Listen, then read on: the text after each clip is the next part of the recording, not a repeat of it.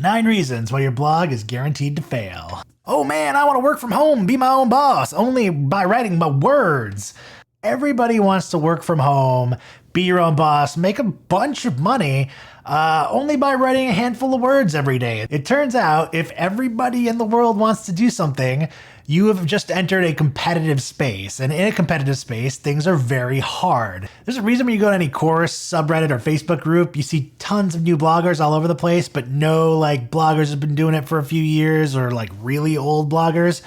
And the reason is because 99% of those new bloggers become former bloggers instead of experienced bloggers because they fail and they quit. The biggest reason blogs fail is they just don't target Google effectively. Google is the 800-pound gorilla in the room. As of 2019, Google was up to 3 trillion searches a year. That is a number that is so large that you can't even comprehend. Meanwhile, Pinterest, which I think is your second best option, their entire site had 24 billion searches that same year.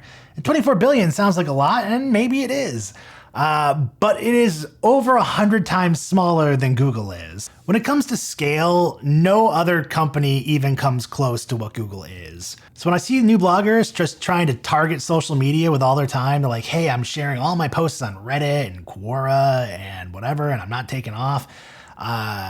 It's because those sites are 0.1% the size of Google. Google is effectively the mountain on Game of Thrones, and Reddit or Quora or Pinterest even is just an undersized child.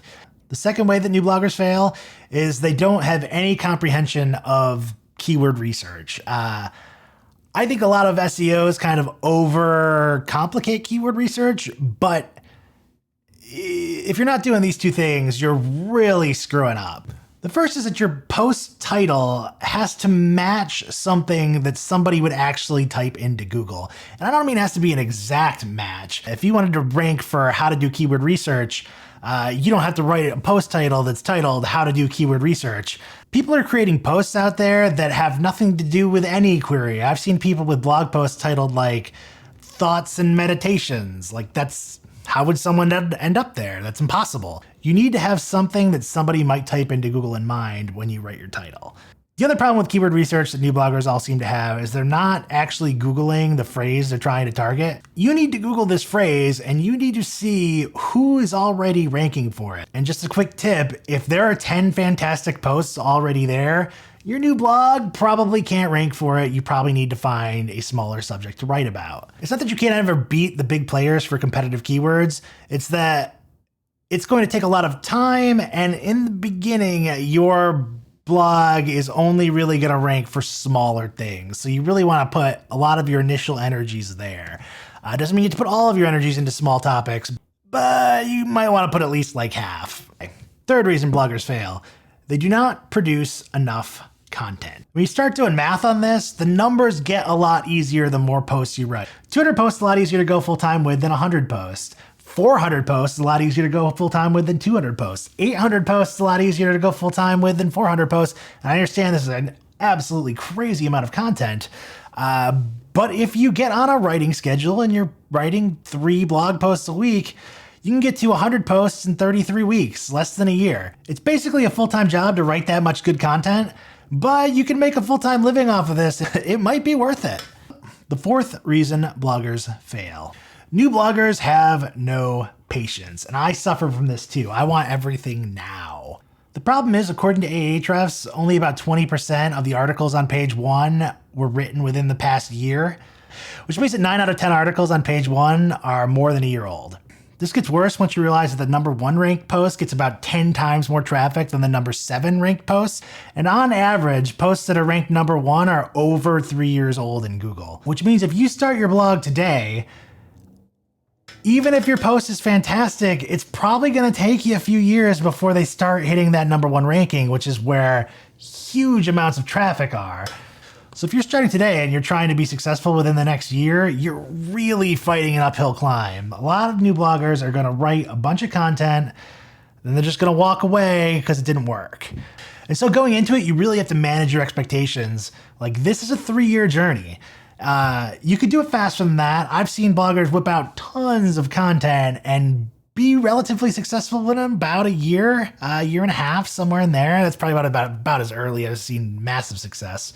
Fifth reason new bloggers fail is they have no monetization strategy whatsoever. They're just creating content and their plan is ads. It's not that you can't make money with ads. Ads have their purpose. They're easy to set up. You can monetize international traffic and they work on pretty much every website. Great. Problem is that they don't pay a lot per 1,000 visitors. If all you're using is ads, on an RPM basis, maybe you're making $20, $30 tops per 1,000 visitors. When you do the math on that, you probably got to get around 200,000 page views a month until you're starting to approach full-time traffic numbers.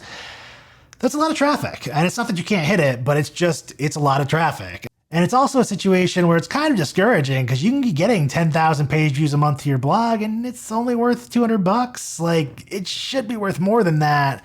But since you have no monetization strategy, since you haven't thought about creating your own product or anything, you can't really reap the rewards of that.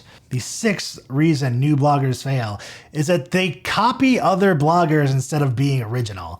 Now, I blame keyword research companies for this because they promote this strategy in order to sell their tools. They'll say, hey, find a competing site with yourself and find their top articles through our tool. Pretty cool, right? So I blog about like digital marketing related topics. Now, what if I went over to Ubersuggest and I typed in neilpatel.com and got his top 10 articles, and then I just wrote my own version of them? Would that be my key to riches? No. I am a tiny blogger who currently has about 100 posts on his website.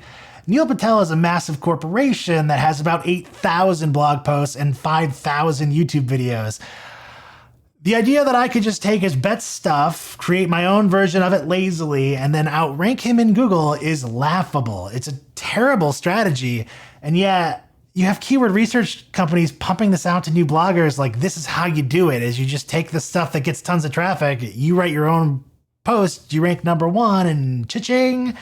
You will never outrank this person. They have way more domain authority than you. If anything, you want to do the exact opposite, and you want to take the posts that Neil Patel hasn't written and write those posts. Those are the ones that you're going to be able to rank number one for. The stuff that he's already written about, it's kind of his.